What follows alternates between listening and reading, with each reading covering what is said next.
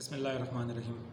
السلام علیکم ورحمۃ اللہ۔ امید ہے آپ خیریت سے ہوں گے اور اللہ آپ کو خوش رکھے۔ پچھلے نشست میں ہم نے بات کی تھی کہ بینک کرپسی یا پھر دیوالیہ پن ہوتا کیا ہے، اور کچھ ممالک کی ہم نے مثال دی تھی کہ وہ بینک کرپٹ ہوئے تو وہاں پہ کیا حالات تھے۔ ہم نے پاکستان کے کچھ حالات کے حوالے سے بات کی تھی، لیکن وہاں پہ کیونکہ ٹائم زیادہ ہو رہا تھا تو ویڈیو کو زیادہ لمبا نہیں کر سکتے تھے، تو جو پاکستان پہ اس کے اثرات یا ان کی پاکستان کے رہنے والوں پہ اس کے جو اثرات ہو سکتے ہیں اس کے لیے اس ویڈیو کا انتخاب کیا ہے۔ شروع کرتے ہیں۔ اللہ نہ کرے کہ اگر پاکستان دیوالیہ ہو جاتا ہے تو اس کے اثرات کیا ہوں گے۔ پہلے تو یہ سوچ کے بھی ڈر لگتا ہے کہ کتنے برے حالات ہو سکتے ہیں۔ جتنے بھی پاکستان میں بسنے والے لوگ ہیں وہ تمام کے تمام اس سے متاثر ہوں گے، چاہے غریب ہے چاہے امیر ہے، شہروں میں رہنے والے ہیں یا گاؤں میں رہنے والے ہیں، تمام کے تمام لوگوں پہ اس کا بہت برا اثر پڑے گا۔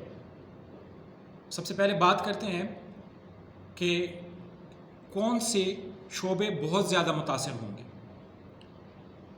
تو جو لوگ تنخواہ لیتے ہیں، تنخواہ دار طبقہ جو ہے وہ اس پرٹیکولر عمل سے بہت زیادہ متاثر ہوگا۔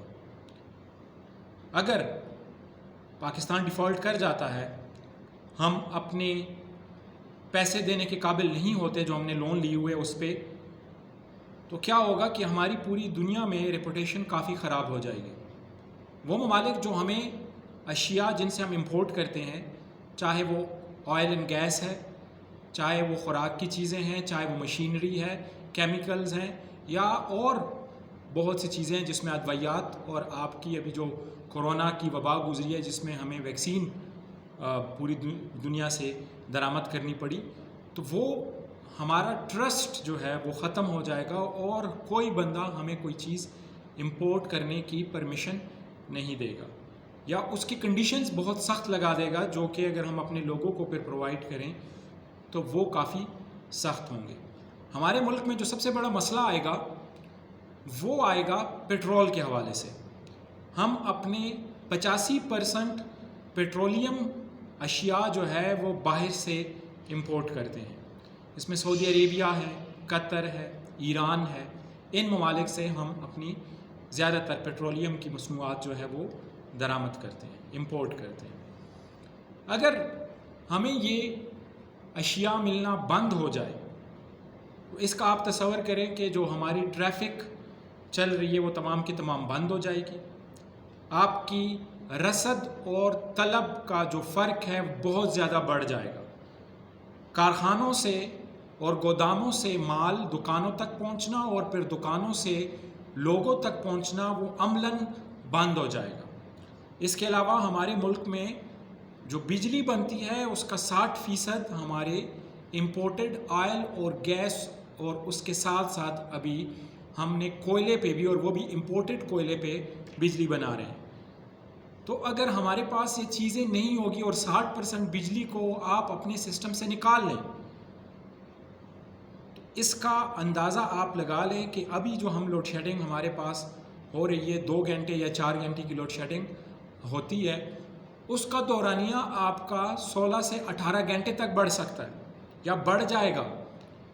آپ کی وہ صنعتیں جو کہ آپ نے ایکسپورٹ پرپس کے لیے لگائی ہوئی ہیں، ٹیکسٹائل کی صنعت ہے، چمڑے کی صنعت ہے، آئی ٹی، جو ہمارے آج کل نوجوان آئی ٹی کی صنعت سے کافی جو ہے وہ پیسہ فری لانسنگ میں یا پھر کسی کمپنی میں کام کر کے کما رہے ہیں، تو جب بجلی نہیں آپ پرووائڈ کر پائیں گے تو وہاں پہ بہت ایک شدید قسم کا ایک بحران وہاں پہ پیدا ہوگا۔ دوسری بات یہ ہے کہ پاکستان کی آبادی، ابھی تک جتنے بھی ممالک دیوالیہ ہوئے ہیں اس میں ارجنٹینا ایک بہت بڑا ملک تھا اور وہاں پہ بہت ہی پیچیدہ قسم کی صورتحال پیدا ہوئی تھی، لیکن اگر ہم پاکستان کی بات کریں تو پاکستان کی آبادی 22 کروڑ ہے، دنیا کا 5واں بڑا ملک ہے آبادی کے لحاظ سے۔ اتنے بڑی آبادی کو خوراک، ادویات اور باقی سہولتیں پہنچانے کے لیے آپ کو ایک بڑے جامع نظام کی ضرورت پڑتی ہے، اور اس کے لیے آپ کو ٹرانسپورٹ اور باقی چیزوں پہ انحصار کرنا پڑتا ہے۔ تو اگر یہ سپلائی اور چین متاثر ہوگی تو 22 کروڑ عوام تک یہ چیزیں پہنچانا اور پھر ان کو مہیا کرنا بہت ہی ایک گمبھیر مسئلہ بن کے سامنے آئے گا۔ یہ تو ایک چھوٹی سی مثال دے دی۔ اب بات کرتے ہیں کہ اگر آپ دیہی علاقوں میں رہتے ہیں اور آپ شہری علاقوں میں رہتے ہیں تو آپ پہ کس طرح سے اثر انداز ہوگا۔ دیہی علاقوں میں رہنے والے لوگوں پہ اس مسئلے کا اثر پڑے گا، لیکن اتنا زیادہ نہیں پڑے گا جتنا کہ جو لوگ شہروں میں رہ رہے ہیں ان پہ پڑے گا۔ دیہی علاقوں میں جتنے بھی لوگ رہتے ہیں ان کے پاس زیادہ تر اپنا اناج وہ خود اگاتے ہیں اور خود کھاتے ہیں۔ اس کے علاوہ جو اناج اس سے زیادہ ہو جاتا ہے وہ جا کے پھر وہ شہروں میں بیچتے ہیں اور اس سے باقی جو چیزیں ہیں وہ پھر گزارا کرتے ہیں۔ لیکن ہاں، جب پیٹرول ہی نہیں ہوگا تو وہ اپنے ٹریکٹر کیسے چلائیں گے، کھاد کیسے پہنچائیں گے اپنے کھیتوں تک، اور جو سپرے ہے جو کہ آپ کی کیڑے ماری ادویات ہیں ان کو وہ کس طریقے سے پورا کریں گے۔ تو یہ ایک مسئلہ جو ہے وہ پیدا ہوگا۔ پھر ہم بات کرتے ہیں آپ کے انویسٹرز کی۔ جو بیرونی ملک آپ کے سرمایہ کار ہیں وہ تو نکل جائیں گے سارے کے سارے۔ اندرونی ملک بھی جو لوگ سرمایہ کاری کرتے ہیں، جنہوں نے سٹاک مارکیٹ میں پیسہ لگایا ہوا ہے، جنہوں نے پراپرٹی میں پیسہ لگایا ہوا ہے، جنہوں نے باقی کارخانوں میں پیسہ لگایا ہوا ہے، جنہوں نے اور مختلف چیزوں میں پیسہ لگایا وہ ان کا تقریباً تمام کا تمام جو کام ہے وہ رک جائے گا۔ آپ کا جو روپے ہے وہ ڈی ویلیو ہوتے ہوتے 350 سے 400 یا ہو سکتا ہے 500 کے ویلیو کو بھی کراس کر جائے۔ تو جو دکاندار آپ کو چیز بیچ رہا ہے یا آپ ان سے جو چیز خرید رہے ہیں وہ کس چیز پہ خریدیں گے؟ آپ کے روپے میں بائنگ پاور ختم ہو جائے گی، آپ کوئی چیز خرید نہیں پائیں گے، نہ دکاندار آپ کو کوئی چیز سیل کر پائے گا۔ ہاں، اگر کسی کے پاس ڈالرز ہیں، کسی کے پاس پاؤنڈ سٹرلنگ ہے، کسی کے پاس ریال ہے، درہم ہے، یا کسی کے پاس سونا چاندی ہے تو وہ اپنی بزنس کر پائیں گے۔ دکاندار ان سے وہ پاؤنڈ سٹرلنگ یا پھر ریال یا اس طرح سے سونا چاندی لے کے ان کو چیزیں دیں گے، کیونکہ روپے کی قدر تقریباً ایک قسم کی ختم ہو جائے گی۔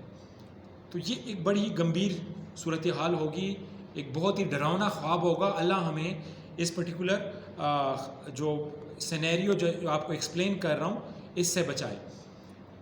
اس سے کیا بچا جا سکتا ہے؟ جو حالات بنتے جا رہے ہیں، جو ہمارے سامنے آ رہے ہیں، کیا اس سے بچا جا سکتا ہے؟ جی بالکل بچا جا سکتا ہے۔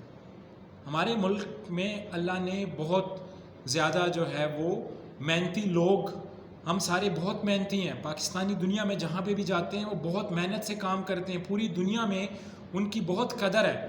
پاکستان میں بھی لوگ بہت محنتی ہیں، ہمارے کسان کو دیکھ لیں، پورا دن محنت کرتے ہوئے وہ کھیت سے جو ہے وہ فصل اگاتے ہیں اور ہم خود بھی کھاتے ہیں اور ہم لوگوں کو بھی پرووائڈ کرتے ہیں۔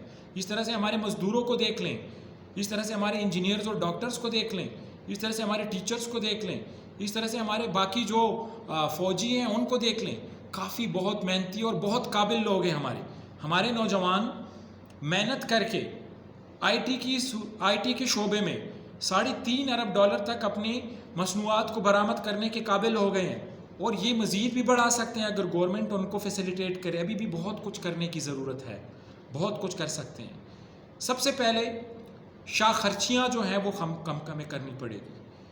اس کے علاوہ ہمیں فوری طور پہ، چاہے وہ یہ حکومت رہتی ہے یا پھر نگران حکومت آتی ہے یا اگلی جو بھی حکومت آتی ہے، فوری طور پہ اقدامات کرنے کی ضرورت ہے یا کرنے پڑیں گے۔ موجودہ گورنمنٹ کو فوری سٹیپس لینے پڑیں گے، ہارڈ ڈیسیشنز لینے پڑیں گے۔ اگر یہ گورنمنٹ چلی جاتی ہے اور نگران گورنمنٹ آ جاتی ہے تو نگران گورنمنٹ کا صرف اور صرف کام الیکشن کرانا نہیں رہے گا۔ نگران گورنمنٹ کی بھی یہ ذمہ داری ہوگی کہ ملک کو موجودہ جو بحرانی صورتحال ہے اس سے نکالنے کے لیے جو ہے وہ سٹیپس لیں، وہ میئر کیا ہو سکتے ہیں یا کیا ہوں گے۔ یہ ایک بہت ہی طویل بحث ہے، اس کے بارے میں انشاءاللہ میں ایک ویڈیو بناؤں گا اور وہ میں شیئر کروں گا، اور اس کا لنک آپ لوگوں کے ساتھ اس ویڈیو میں بھی میں شیئر کر لوں گا، تو وہ آپ جب دیکھیں گے تو آپ کو اندازہ ہو جائے گا کہ ایک لے مین جس کو بہت زیادہ اندازہ نہیں ہے، تھوڑی سی ریسرچ اور تھوڑے سے تجزیہ ہے، تو اگر اس کے پاس اتنا نالج ہے یا وہ اتنا سوچ سکتا ہے یا وہ اتنی اس قسم کے پلان دے سکتا ہے، تو ہمارے ملک میں تو بہت قابل لوگ موجود ہیں جو بہت بڑے بڑے جگہوں پہ بیٹھے ہوئے ہیں، سیکٹری ڈپٹی سیکٹری لیول پہ بیٹھے ہوئے ہیں، ہمارے جو ایم این اے اور ایم پی اے ہیں وہ بھی کافی لائق لوگ ہیں، تو کیا وہ یہ نہیں کر سکتے؟ بالکل کر سکتے ہیں۔ انشاءاللہ اگلی ویڈیو میں آپ لوگوں کے ساتھ ڈسکس کریں گے کہ ہم یہ موجودہ صورتحال سے نکلنا چاہتے ہیں تو اس کے لیے کیا اقدامات اٹھانے چاہیے، تو وہ آپ کے ساتھ انشاءاللہ ڈسکس کریں گے۔ خوش رہیے، پاکستان زندہ باد۔